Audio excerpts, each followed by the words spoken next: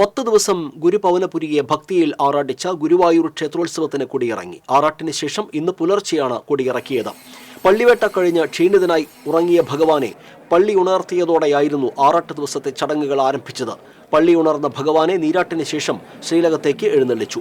വൈകിട്ട് ഭഗവാന്റെ പഞ്ചലോഹത്തിടമ്പിലേക്ക് ചൈതന്യം ആവാഹിച്ച് എഴുന്നള്ളിച്ച് കൊടിമരത്തിന് സമീപം സ്വർണ്ണപ്പഴുക്ക മണ്ഡപത്തിൽ ദീപാരാധന നടത്തി.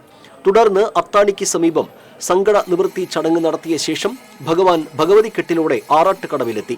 ആറാട്ടുകടവിൽ മഞ്ഞൾപ്പൊടി, ഇളനീർ എന്നിവ കൊണ്ട് അഭിഷേകം ചെയ്തു. തുടർന്ന് പുണ്യനദികളെ രുദ്രതീർത്ഥത്തിലേക്ക് ആവാഹിച്ച് തന്ത്രി, ഓദിക്കന്മാർ, കീഴ്ശാന്തിക്കാർ എന്നിവർ ഭഗവാനൊപ്പം സ്നാനം ചെയ്തു. ഇതോടെ കാത്തുനിന്നിരുന്ന ഭക്തർ ഭഗവാൻ ആറാടിയ കുളത്തിലേക്ക് എടുത്തുചാടി ആറാട്ട് കുളിച്ചു.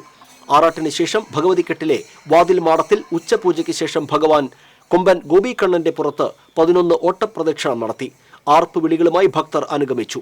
തുടർന്ന് തന്ത്രി ചെന്നാസ് ദിനേശൻ നമ്പൂതിരിപ്പാടിന്റെ മുഖ്യ കാർമ്മികത്വത്തിൽ കൊടിയിറക്കിയതോടെ ഉത്സവത്തിന് സമാപനമായി.